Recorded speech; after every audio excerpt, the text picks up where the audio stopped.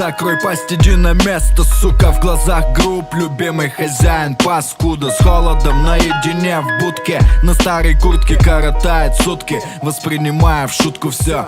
Любовь есть, он любит, да, даже гладит иногда, но глаза не те уже, не того щенка, который под той самой курткой был доставлен в дом. Улыбки, ласка, ну а что потом? Улица, незнакомые лица, начинал скалиться. Гнали, кем вы стали все, еда не нравится, но приходится и так уж водится, что плевать на тех, кто другом по сути приходится. Крик души слышен скулом и боем в будке. Я дышу, я поборюсь, но мысли в промежутке о том, как хорошо быть котом, который спокойно заходит в тот дом. Так вот, я о чем?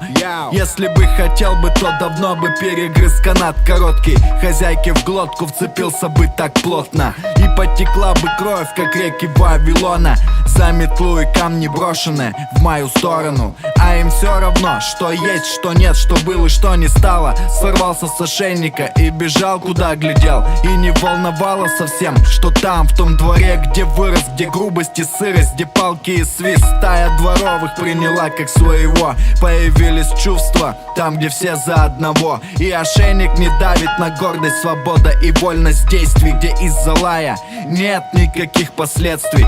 Пробегая однажды рядом с домом родным, увидел, как хозяин курил. Он был совсем седым, увидевший друга, встал на колени и молил, чтобы подошел Мухтар, но Мухтар не подходил. Стая ушла, а он так и на коленях ждал. Где же ты был раньше, когда я в будке тосковал? Умерла хозяйка после пьянки соседской, дочь забыла отца после этих бедствий. Спился совсем, это бездна из стен.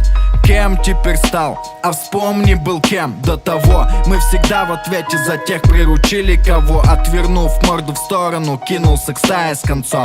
И у пса есть чувство, помни, ничего не чувствуют лишь камни. Дома закрыли ставни и, роняя слезы среди всех могил, нашел хозяина, которого так полюбил, но вернуть нельзя его.